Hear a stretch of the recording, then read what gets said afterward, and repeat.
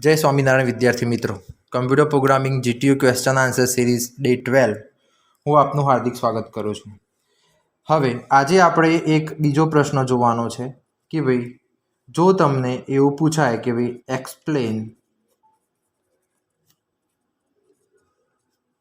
If else ladder with an example, તો તમે આનો જવાબ કેવી રીતે લખશો? આ પ્રશ્ન જે છે જનરલી તમને 3 થી 5 માર્ક્સની અંદર પૂછાઈ શકે છે। ઓકે, તો હવે આના આન્સર આપણે કેવી રીતે લખીશું કે ભાઈ if else ladder is used as multiple choice. Okay, multiple choice statement. કેમ? કારણ કે આપણને ખબર છે કે એક કન્ડિશન જો ખોટી પડે તો એના ઓપ્શનની અંદર બીજી કન્ડિશન આપેલી હોય છે।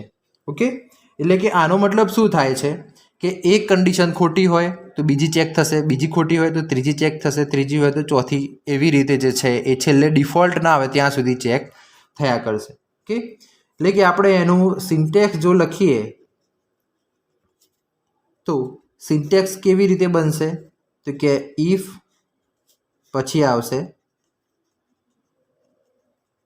કન્ડિશન। ઓકે, પછી જે છે એ જો આ કન્ડિશન ટ્રુ હોય તો આપણે શું લખીએ છીએ? સ્ટેટમેન્ટ્સ। પણ જો આ કન્ડિશન ખોટી હોય તો શું? એલ્સ ઇફ ફરીથી કન્ડિશન। ઓકે, અને ફરીથી સ્ટેટમેન્ટ્સ।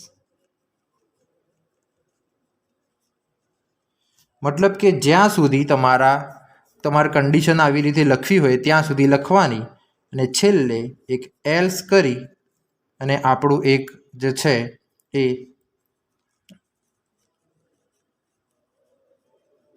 સ્ટેટમેન્ટ્સ તમારે લખવાનું।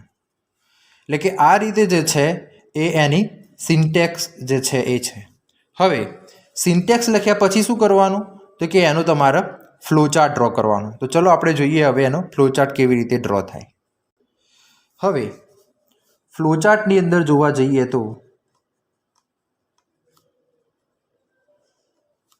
ફ્લોચાર્ટ ઓફ ઇફ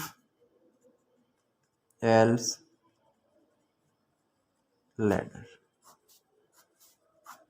ઓકે, તો ફ્લોચાર્ટની અંદર ક્યાંથી શરૂઆત થશે? કન્ડિશન 1। ઓકે, ટ્રુ છે કે નહીં એ ચેક કરવાનું। એટલે કે ટ્રુ હોય તો શું થાય અને ફોલ્સ હોય તો શું થાય। ઓકે, જો કન્ડિશન ટ્રુ હશે તો શું થશે?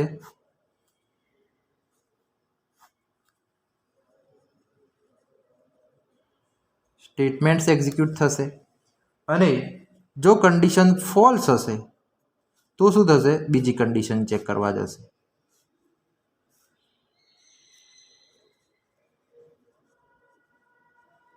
ઓકે, એટલે કે જો એ કન્ડિશન સાચી હશે તો પણ સ્ટેટમેન્ટ એક્ઝિક્યુટ થશે અને જો કન્ડિશન ખોટી હશે તો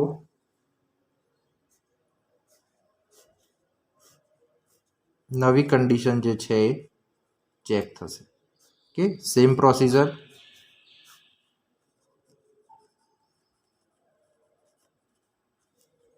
પણ આ સુધી ક્યાં સુધી ચાલશે તો કે ડિફોલ્ટ સ્ટેટમેન્ટ ના આવી જાય ત્યાં સુધી।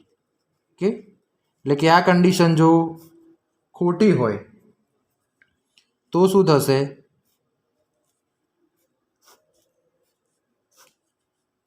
તો કે ડિફોલ્ટ સ્ટેટમેન્ટ હશે ને એ એક્ઝિક્યુટ થશે, એટલે કે એલ્સ વાળું। અને જો નહીં હોય તો સ્ટેટમેન્ટ એક્ઝિક્યુટ થશે। ઓકે, એટલે કે આ જે છે એ બધા છેલ્લે ક્યાં આવશે? જ્યાં સ્ટોપ થવાનું હશે ને ત્યાં આવશે.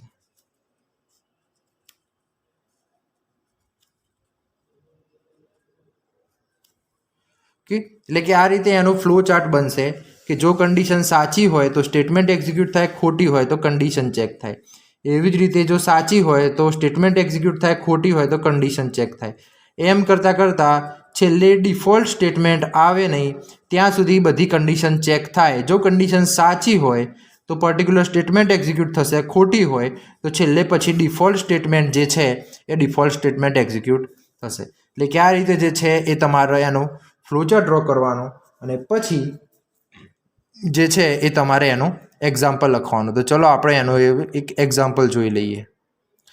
તો એક્ઝામ્પલમાં જે વાત થઈ હતી આપણે જે જનરલી જોઈએ છીએ એક્ઝામ્પલ, એ જ એક્ઝામ્પલ હું તમને ફરીથી કરાવડાવું છું કે જેનાથી શું તમને એકવાર આઈડિયા આવે. તો hash include stdio.h hash include conio.h void main કે ઇન્ટીઝર આપણે લઈએ છીએ માર્ક્સ. ઓકે, અહીંયા હું લખું છું ક્લિયર સ્ક્રીન એટલે કે CLRSCR printf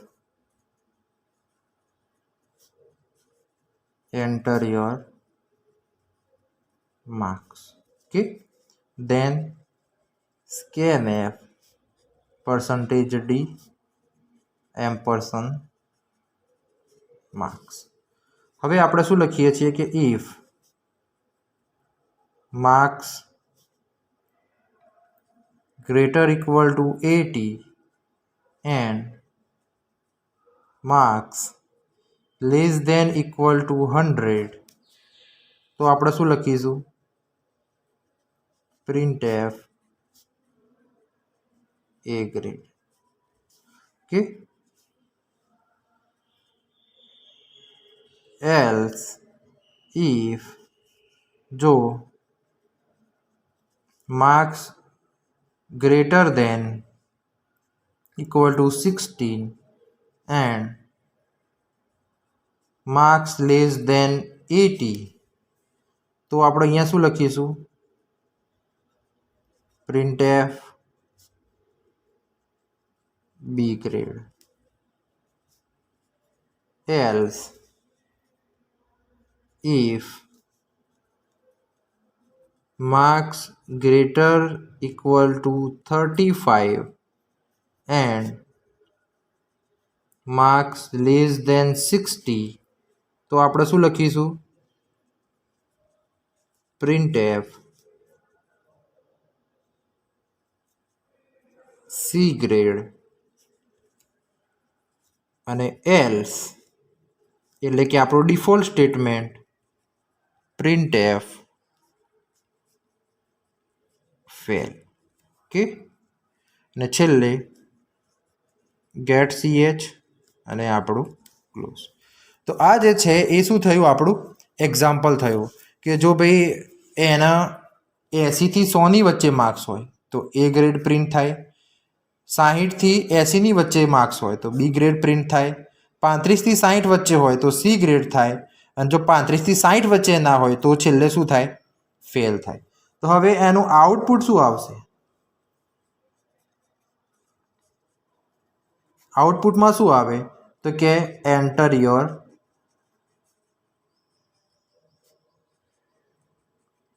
માર્ક્સ.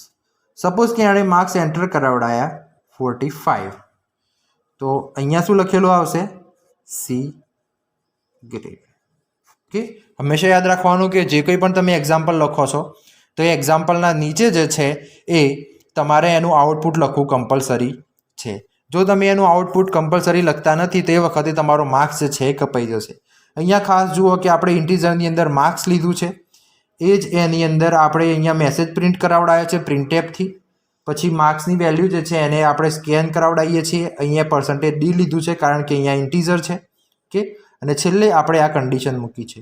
ખાસ યાદ રાખવાનું કે ઇફની અંદર ઇફ હોય તો એને નેસ્ટેડ ઇફ કહેવાય, પણ ઇફ એલ્સ પછી ઇફ હોય તો એને ઇફ એલ્સ લેડર તરીકે ઓળખાય છે. ઓકે, તો હું આશા રાખું છું કે તમને આ પ્રોગ્રામમાં અને આ ક્વેશ્ચનની અંદર ખબર પડી હશે. આપણે બીજા દિવસે મળીશું એક નવા પ્રશ્ન સાથે. ત્યાં સુધી જય શ્રી સ્વામિનારાયણ. અસ્તુ.